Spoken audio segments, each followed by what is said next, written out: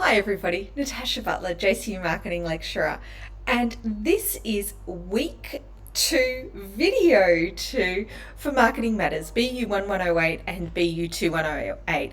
And this week's topic, we are speaking about the people, process, physical evidence and partnerships, or the expanded marketing mix. Now in this video, we're now going to go a little bit deeper into looking at that expanded marketing mix, starting first with that people element. Now, the people element refers to the human aspect of products, services, or experiences. As they're not tangible assets, it's easy to see changes over time. So, for example, our grandparents would expect a different degree of courtesy than we might when we go to a restaurant. There's also cultural differences that are possible as well. So for example, the American style of hospitality might be viewed as a little bit fake compared to some other nationalities. Now, the people variable most commonly includes company personnel as well as the customer as a participant. We've also added the passersby to in this description, just to help you understand how the customer experience can be influenced by individuals who are not intended to participate at all. So let's dive in and go a little bit deeper into these into the people principle of the expanded marketing mix. Employees, in particularly frontline employees, they're the face of the company, and customers can make qualitative judgments of the company based on the interaction that they have with these employees. As the manager or as the business, you can control staff recruitment to employ the type of people who you think will excel in offering memorable customer experiences. Furthermore, through staff training, the business can enhance employee skills. And by providing well-designed workstations, the company can further direct behaviour of their employees. Because the staff-customer interaction, well, that's the moment of truth. That's the moment where we know or where we can influence whether that customer actually goes through and makes that purchase. Every interaction tests the employer's skills and training around those customer service processes. And it's central to the customer's degree of satisfaction with the goods and services purchased. But a disastrous service experience can also be rescued by a sympathetic staff member. So let's consider these a little bit more.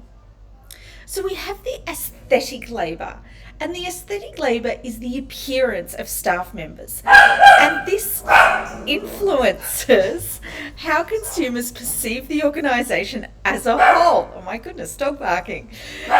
This includes such as our body language, our dress sense, our grooming,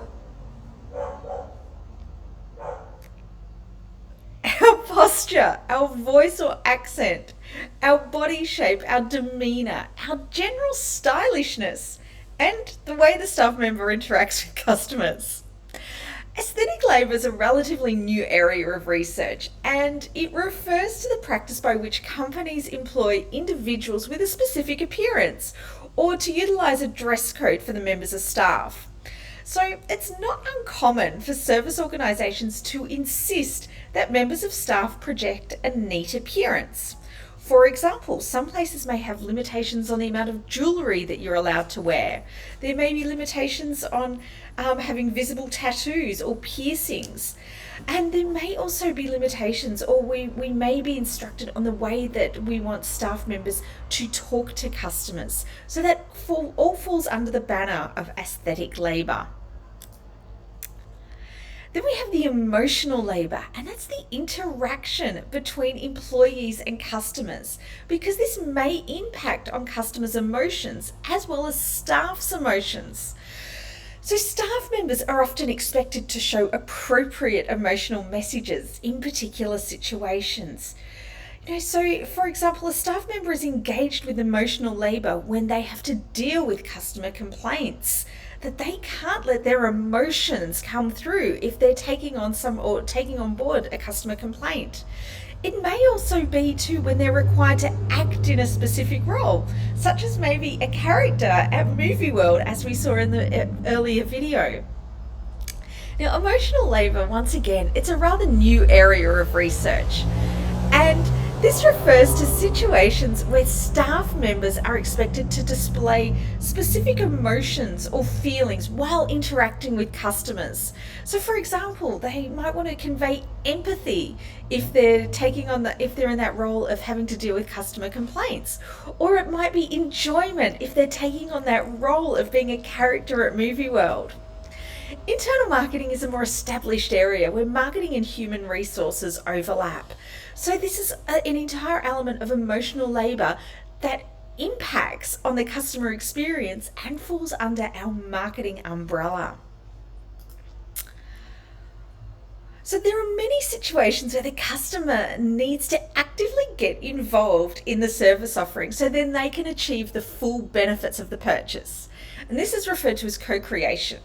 Now, co-creation occurs when the customer takes that active role on in the experience and drives the experience according to their own preferences or values.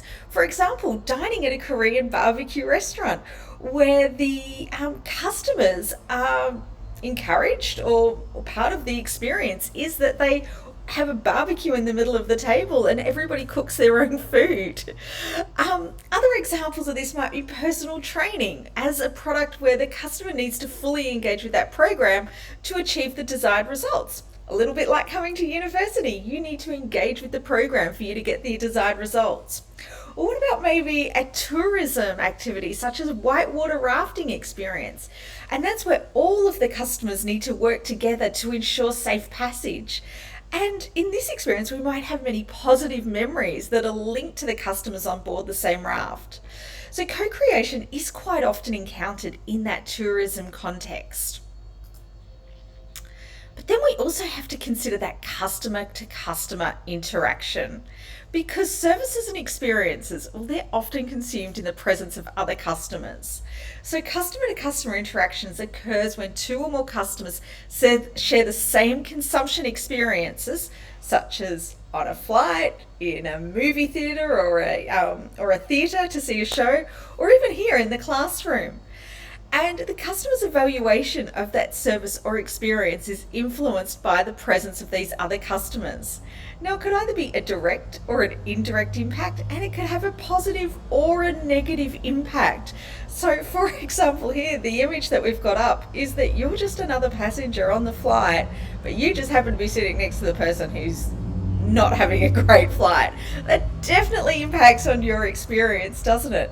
As opposed to perhaps where we're talking about the whitewater rafting experience before, where the customer to customer interaction is where we have a whole lot of fun together, and that creates a really positive experience for us. So that scale of customer to customer interaction can move from very negative all the way through to very positive. So as I just spoke about, that very negative, that person next to us on the aeroplane was vomiting, or also could just be, just not so bad, just that customer's annoying. My goodness, they're loud, aren't they? When you go to a coffee shop and there's somebody loud on the phone, or you're on the public transport, or neutral, didn't really notice them. They really didn't, they were neither impactful or zero impact on my experience. Or else it might have been, actually the other people were really nice. So you might find that in the classroom, your other students that you're having the experience with, okay, actually I enjoyed the subject because of the people that I was with. Or it could be very positive, and that might be that because of the interaction you had with other customers was actually the best part of the experience, such as going on a on that whitewater rafting experience, for example, or going out for a tour, because you've shared something special together, you've had a shared experience, and you feel as though you bonded and became a real team and became real friends. So our scale of customer to customer interaction can be anywhere from very negative through to very positive. But then we also need to consider, what about the accidental participants in our customer experience? And these are, these could be also be passersby. So these are people that are not part of the service experience. And the customer nor the service provider didn't actually anticipate their presence. Now, these unplanned interactions could either enhance or reduce the experience quality. So some good examples of this might be, I know that I had a great experience of this where I was out for dinner with my husband at the restaurant, and a silent disco just happened to come walking by where we were, and they started singing in harmony and dancing. It was like, whoa, what's this going on here? And it just made it a shared experience and a great talking point and enhanced our dining experience for that night. It could be that you have got Christmas carols being performed in the park, or maybe even buskers performing at a table in front of you. It wasn't expected. The service provider didn't know they were going to be there, but they've just made a more enhanced experience, a more fun experience, a more memorable experience. Or else, though, too, it could be something negative. You might see a fight break out in front of you, which is like, whoa, that's not what I signed up for before I came out for dinner tonight. So passersby or accidental participants are included under that people variable, because businesses can take some action to control the customer interactions with individuals outside of that service experience. So this could be achieved by facility design, or empowering our members of staff to control that service environment, such as asking people to move along. So as businesses, we can minimize, we can take some action so that we can control the interactions that customers and passerbys or accidental participants might have with our service experience and the experience for our customers. So some of the most common actions available to businesses that they can take is that creating a homogenous customer group, and that's where you sort of position your services clearly so that customers self-select. So for example, if you have a cafe and there is a children's centre over in the corner, well, you're more likely to find that people that have got children are going to sit closer to the play area than people without children, and they can self-select. Ensuring that each group of the customers can enjoy their service experience without unwelcome interaction from other groups. So that's where we look at that facilities design or the service-based design or staff training.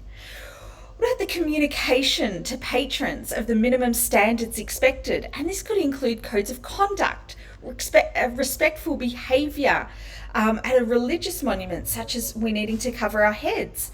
It could be dining dress codes for dining areas to ensure that people just don't walk in off the beach in their Speedos. Hello, not okay. I don't want to be eating somewhere with some guy sitting there in his Speedos when I'm at a fine dining experience.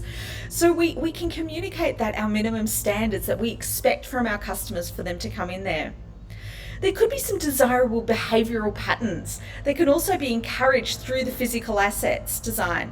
For example, long tables in restaurants are designed to encourage conversations between groups of individuals seated together at that one table.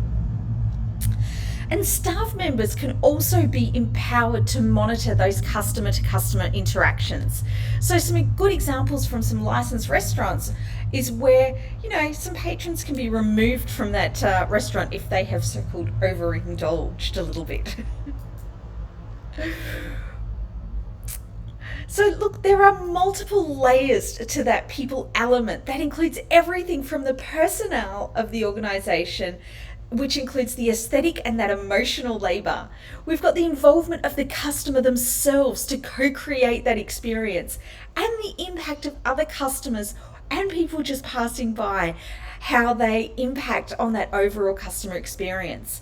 And we've also discussed now too how businesses and managers can manage those impact interactions better so that we can enhance that experience. So in our next video, we are going to be looking at the physical evidence element of that marketing mix. So I look forward to seeing you then.